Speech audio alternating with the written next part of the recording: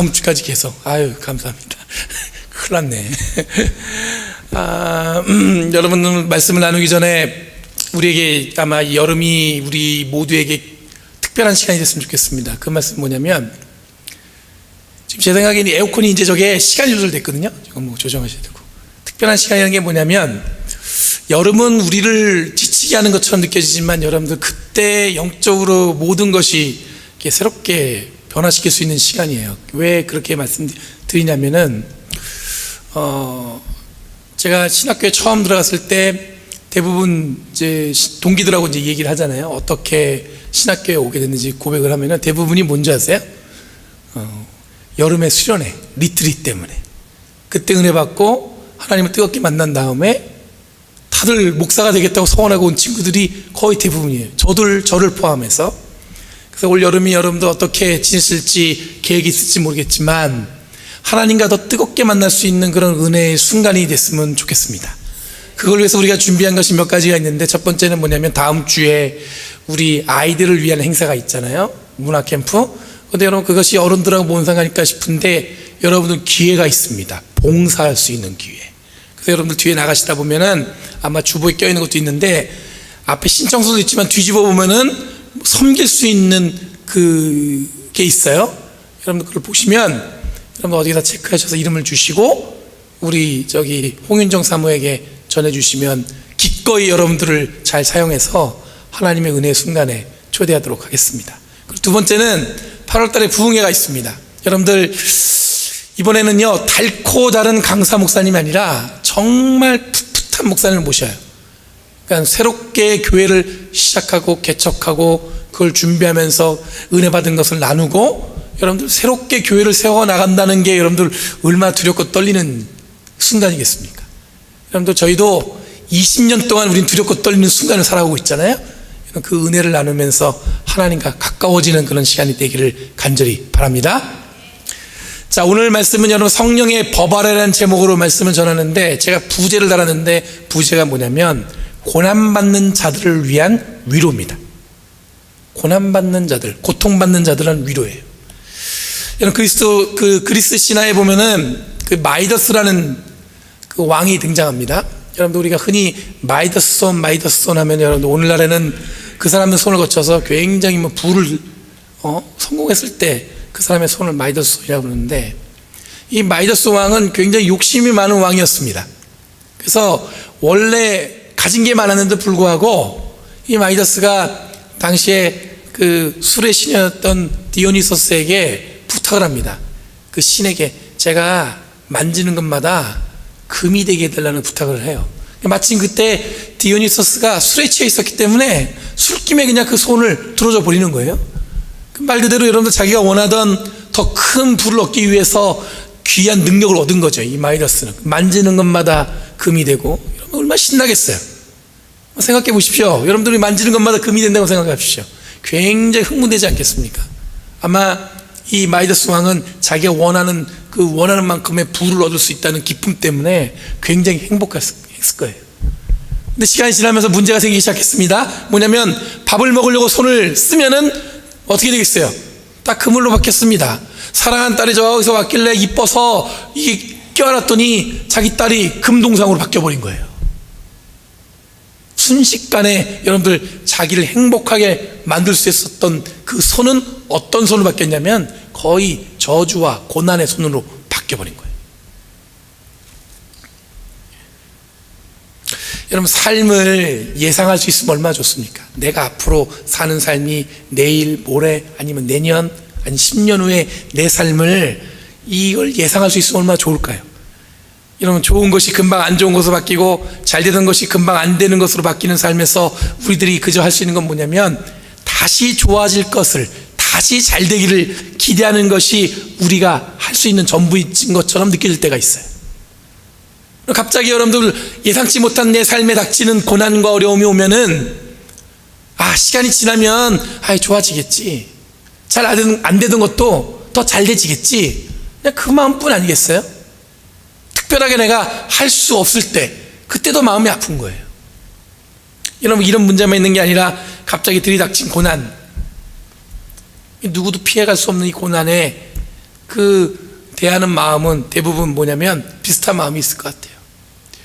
존 파이퍼 목사님이라고 굉장히 유명한 설교가 계신데, 그 목사님이 이 고난에 대해서 이게 두 가지로 정리했습니다. 뭐냐면 고난을 받는 가운데 중간에 건짐을 받는 사람이 있고, 두 번째 뭐냐면 그 고난을 끝까지 받으면서 인내하는 사람이 있다는 거예요.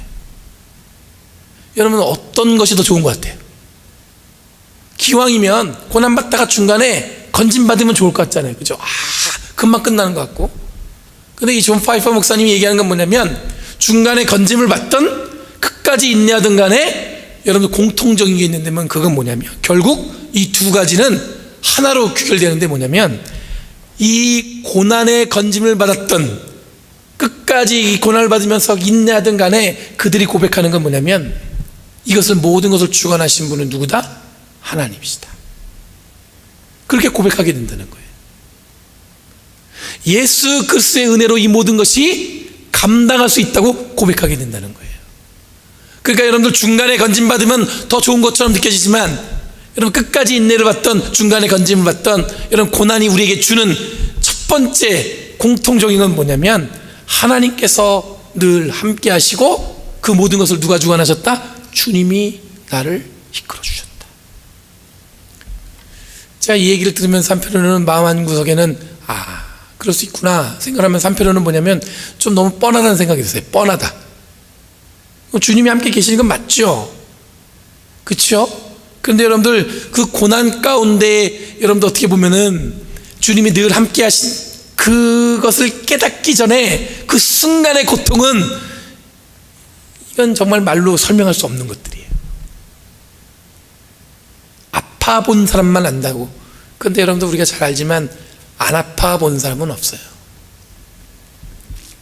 여러분 히브리서 11장 27절에서 28절에 보면은 그리스도인들이 당하는 고난에 대한 묘사가 있습니다. 뭐라고 얘기했냐면, 그리스도인은 돌로 치는 것과 톱을 켜는 것과 칼로 죽임을 당하고 궁핍을 당하고 고난을 겪으며 학대를 받으면서 양과 염소 가죽을 입고 떠돌아 다니는데, 뭐라고 마지막에 얘기했냐면, 세상은 이런 사람들을 받아들이지 못한다 라고 고백하고 있어요.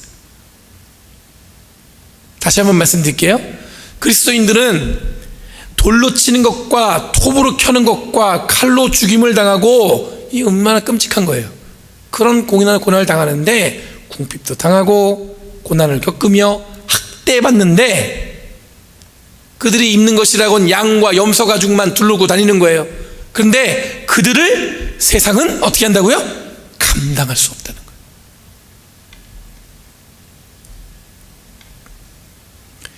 여러분, 고난을 받는 그리스도인들 이야기이지만, 쟤네 들어오는 것은 뭐냐면, 세상은 그 그리스도인들을 어떻게 할 수 없다고요? 감당할 수 없다는 거예요. 감당할 수.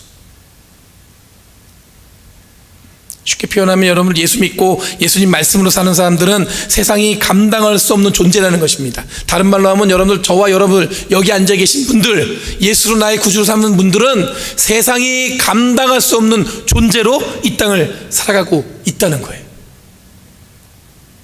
그러니 여러분, 예수님께서 예수 그리스도를 믿는 이 자들의 고난은 세상이 감당할 수 없는 것을 짊어진 자들이 가지는 고난인 것이고, 다른 말로 하면 여러분들, 세상은 이런 그리스도인들을 어쩌면 여러분들 고난으로 더 몰고 갈 수 있는 건지 또 모릅니다. 이런 고난을 받는 우리들이 혹 이런 생각이 들 때가 있습니다. 이건 정말 뭘까? 세상이 감당할 수 없는 존재라고 하는데 이 고난이 나한테 뭘까? 이렇게 고민하다가, 여러분, 한 구석에서 무슨 생각이 드냐면, 내가 무슨 죄를 지었나? 그런 생각이 들 때가 있잖아요. 내가 무슨 죄를 졌길래 왜 내가 이런 고난을 받을까? 이런 생각이 꼬리를 물면 어떤 생각이 드냐면, 굉장히 우리를 깊은 늪으로 끌고 들어갑니다. 뭐냐면, 옛날에 잘못했던 게 다 생각나. 그때 내가 그래서 한 것은 아닌가? 그때 그 순간에 내가 이 말 한마디 잘못해서 그런 건 아닌가? 그때 그 사람을 대할 때 더 이렇게 환하게 기쁘게 했어야 되는데 내가 좀 모질게 그런 건 아닌가? 그럼 제가 그렇게 말씀드렸지만 여러분, 우리가 입으로 담을 수 없을 만한 자기만을 아는, 다른 사람에게 얘기할 수 없었던 것들이 계속 저희를 끌고 들어가는 거예요. 혹시 그것 때문에 내가 지금 이 고난이 있는 것은 아닌가? 여러분, 단순히 고난받는 그리스도인이 고난에서 중간에 건짐받는 그 그리스도인이 세상을 감당할 수 없는 존재이고, 결국 하나님의 은혜, 예수님의 사랑을 고백한다고 하지만 쉽게 답을 얻을 수 없는 이 상황에서 우리가 결국 계속해서 질문하는 건 뭐냐면, 내 고난이 내 죄 때문일까? 로마서 8장 1절 말씀을 읽었는데 한번 보겠습니다. 화면을 보시고 한 목소리 읽어보겠습니다. 로마서 8장 1절 말씀.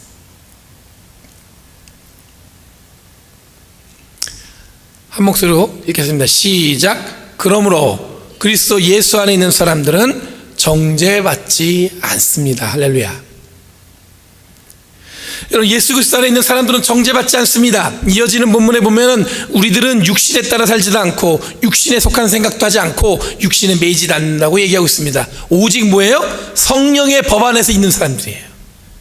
우리들이 예수 그리스도를 믿고 은혜 받았다는 의미는 뭐냐면, 단순히 무언가에게 좋은 거, 교회 다니까 내가 좀 좋다, 행복하다, 기분 좋다, 이런 걸 받는 것이 아니라 그 이상의 의미가 있는데 뭐냐면, 우선 첫 번째, 세상이 우리를 감당할 수 없어요.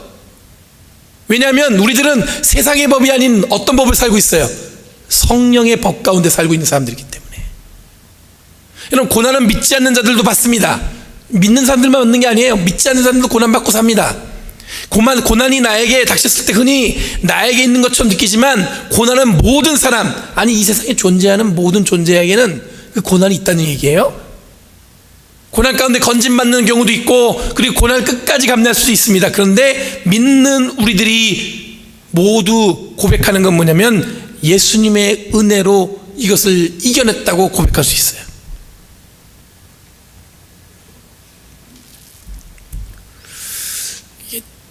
고백은 좋은데 제가 곰곰이 생각해 보면 이게 우리한테 이렇게 딱 와닿지 않아요. 아니, 예수님을 믿는데 고난 안 받으면 더 좋은 거죠. 그런데 고난 받고 중간에 건짐 받고 중간에 그런 거 없이 끝까지 그 고난을 견뎌서 잘 인냈는데, 그러고 나서 결국에 고백하는 게 뭐냐면, 하나님이 은혜로 나를 잘 지켜주셨다라고 얘기하는 것이 쉽게 우리가 인정할 수 없는 무언가가 있는 거예요. 세상의 관점에서는 그렇습니다. 세상의 관점에서는 예수님 믿으면 고난이 없어야지. 세상의 관점에서 뭐라고 얘기하냐면, 야, 교회 열심히 다니면 너가 무슨 고난이 있어야 되는 거니? 그리고 물어봅니다. 여러분, 욥이 마치 친구들에게 받았던 질문처럼, 너 혹시 죄진 거 있을지 몰라, 잘못한 거 있을지 몰라. 근데 여러분, 오늘 읽은 말씀에 뭐라고 얘기하냐면, 예수님 안에 있으면 어떻게 할 수 없다고요? 정죄함을 받을 수 없다, 이렇게 말씀하고 있어요. 여러분, 우리들이 받는 고난은 여러분 우리의 죄 때문이 아닙니다. 예수님을 믿는 자는 여러분 정죄함을 받지 않는다고 말씀하고 있습니다. 그렇다면 우리들이 이해할 그리스도의 고난은 무엇 때문에 나에게 닥치는 걸까? 여러분, 세상이 우리를 감당할 수 없습니다. 세상이 감당할 수 없다는 얘기는 뭐냐면, 이것들은 너무 지독해갖고 안 되겠어, 이런 의미가 아니라, 세상이 감당할 수 없다는 얘기는 뭐냐면, 세상이 이야기하는 대로 우리는 움직이는 사람들이 아니기 때문에 그래요. 세상이 주어놓은 여러분들 그 길대로 우리가 그 길을 가지 않기 때문에 그렇습니다. 세상을 거스르고 세상이 선택이 아닌 하나님의 선택으로 살기 때문에 여러분들 우리는 세상이 감당할 수 없다는 얘기를 듣는 거예요. 여러분, 고난은 예상치 못하게 일어나지만 이런 고난을 대하는 믿는 자의 삶은 이 고난이 내 죄로 인한 것이 아닌 것이라고 확신할 수 있고, 고난은 마치 이런 불어오는 바람처럼 이렇게 쭉 오지만 그 불어오는 바람이 갑자기 불어오듯이 이 고난을 중간에 건져봤던 끝까지 인내하든 간에 변함없는 것은 뭐냐면, 예수님은 언제나 나와 동행하고 있다는 것을 잊지 않는다는 거예요. 이게 세상이 볼 때는 우리가 감당할 수 없는 거예요. 믿지 않는 자들은 고난받으면 자꾸 자기를 돌아보기도 하고 자기 문제를 뒤집어 보기도 하고 다른 사람 원인을 삼기도 하고 저 사람 때문에 얘기하고 정치하는 사람들 때문에 얘기하고 잘못된 여러 가지 문제 요인들을 끄집어내지만 우리들은 그때 누군가를 탓하며 손가락질하는 것이 아니라 그 순간에 하나님이 늘 나와 함께 하시니 이 모든 것을 내가 이겨낼 수 있습니다 라고 고백하는 거예요. 그게 뭐냐면 세상의 법에 따라가는 것이 아니라 성령의 법 안에 있다는 증거입니다.